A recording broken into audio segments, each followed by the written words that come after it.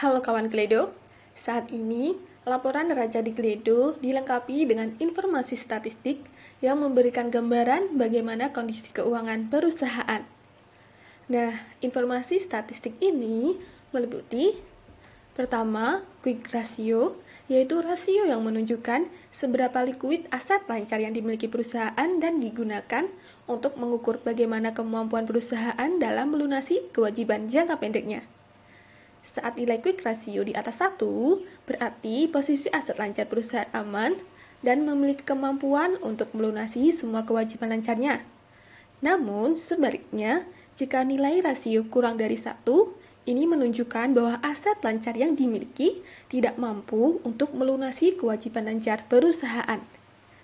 Adapun rumus perhitungan quick ratio diperoleh dari hasil perhitungan aset lancar dikurangi dengan stok atau persediaan, kemudian dibagi dengan kewajiban lancar.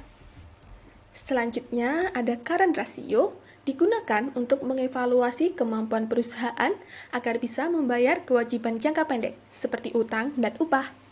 Current ratio ini dihitung dengan membagi aset lancar dengan kewajiban lancar, di mana semakin tinggi hasilnya, maka semakin kuat posisi keuangan perusahaan. Namun, perlu diingat bahwa rasio lancar yang terlalu tinggi juga dapat menunjukkan bahwa perusahaan tidak mengoptimalkan penggunaan asetnya.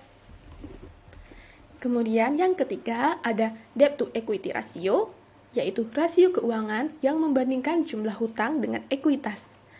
Ekuitas dan jumlah hutang piutang yang digunakan untuk operasional perusahaan harus berada dalam jumlah yang proporsional.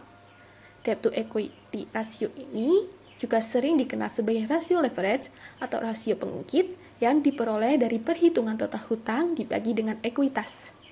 Nilai debt to equity ratio di atas 2 atau 200% menunjukkan bahwa kondisi keuangan perusahaan sudah sangat rawan terhadap berbagai jenis risiko. Selanjutnya, yang keempat, ada equity ratio yang menunjukkan nilai aset yang dibiayai dengan menggunakan ekuitas pemilik. Semakin tinggi proporsi dana dari pemilik, maka dianggap semakin rendah risikonya. Rasio ini dihitung dengan membagi total ekuitas perusahaan dengan total asetnya. Nah, selain keempat rasio ini, di bagian ini juga ditampilkan beberapa grafik yang menunjukkan posisi dan tren neraca perusahaan. Demikian video penjelasan ini. Apabila kawan Kledo membutuhkan dukungan lebih lanjut, jangan ragu untuk menghubungi tim hebat Kledo ya.